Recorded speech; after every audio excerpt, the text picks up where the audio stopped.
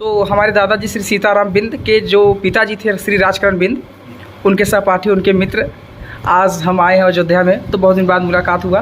तो सर जी, आप अयोध्या के बारे में कुछ बताना चाहेंगे कि हमारे?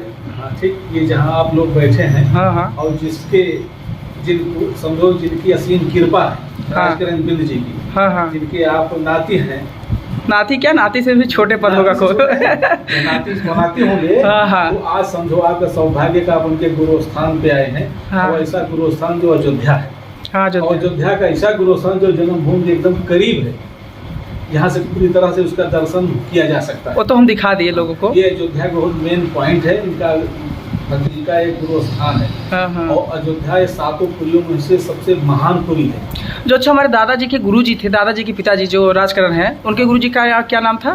श्री 1108 महंत रामदास जी महाराज। रामदास, अच्छा, रामदास जी महाराज इसमें इस दुनिया में अब नहीं रह गए।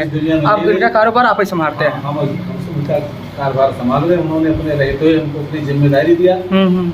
महंती का संस्कार भी करवा दिया।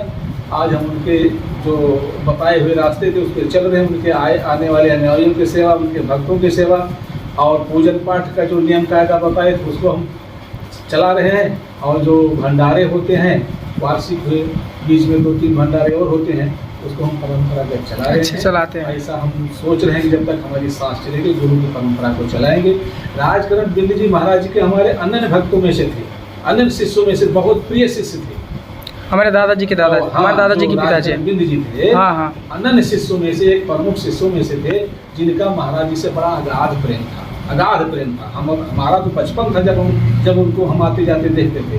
तो उनकी जैसी मानसिकता थी वैसे सभी शिष्यों में नहीं होती है।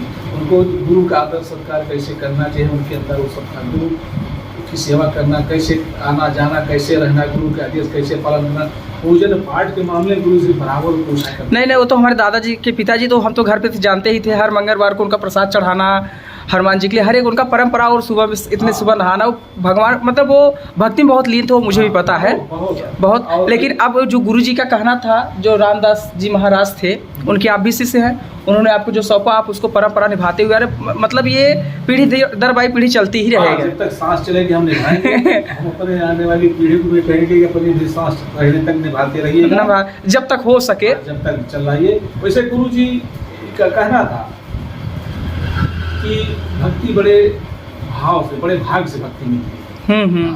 कोई भाव बड़ी भक्ति भाग से मिली। हम लोग जो धनवास कर रहे हैं, कहा जाता है कि एक घड़ी आधो घड़ी आधो में पुनियाद, तुलसी संगत साधु की हरे कोट पराग। मतलब आधो में पुनियाद, अगर ध्यान से दरस परस मंजन रूपाना, हरे पाप का वेद पुराना। सरयू नदी के किनारे खड़ा होकर के स्नान के जो प्रकार बताएंगे, दरस, परस, मज्जन और रूपान, इतने प्रकार के स्नान है। पहुँचने के बाद पहले प्रणाम करना, दर्शन करना, प्रणाम करना, फिर स्नान करना, फिर जल थोड़ा पीना, जितनी इच्छा है जल जरूर पीना चाहिए, चाहे 2 चालू चाहे जितना पी पाए। तो दरस परस मंजन रूपाना, नहीं पाप का वेद पुराना। ऐसा लेख है, ऐसा वेदों में लिखा गया है। अयोध्या नगरी धाम आदिपति अवतारण पति राम, कोटि कल्प काशी बसे मथुरा कल्प हजार। एक निमिष सरजू बसे तुले न तुलसी।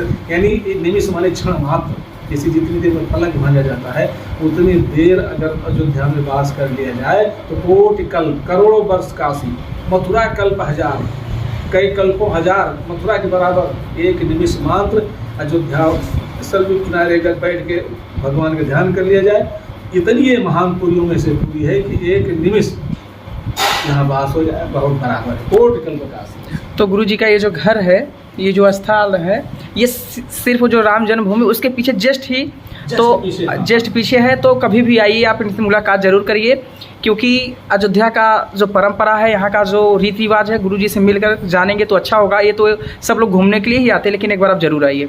तो चलिए गुरु जी प्रणाम। ये मेरे दादाजी के पिताजी का नाम है, और ये पूरे मेरे फैमिली का नाम है। मेरे गुरु जी का घर है।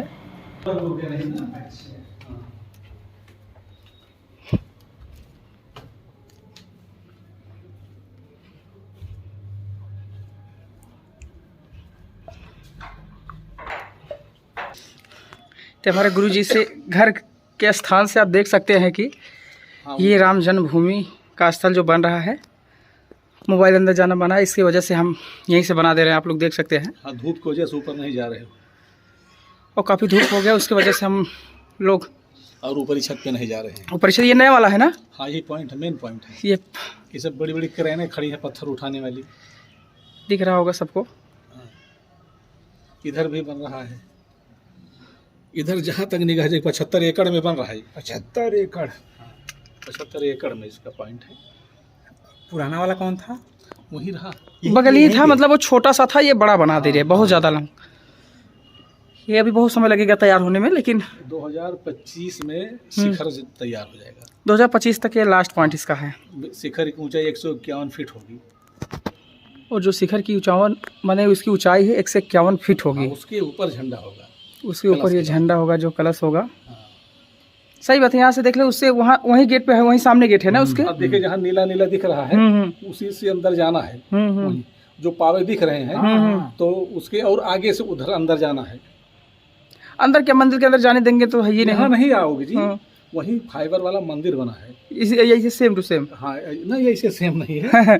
जो पावे दिख रहे हैं, हाँ। उसके बाद बना है जो चद्दर दिख रही है, उसी के नीचे होके जाना है। ये हमारे गुरुजी का घर है, जो कि हमारे दादाजी के पिताजी श्री राजकरण बिंद यहीं आके रहते थे। और गुरुजी से ये पता चला कि ये उनके एक प्रिय शिष्य थे, हमारे दादाजी के जो पिताजी श्री राजकरण बिंद। तो चलिए गुरुजी प्रणाम, अब चलते, कब फिर मुलाकात जरूर।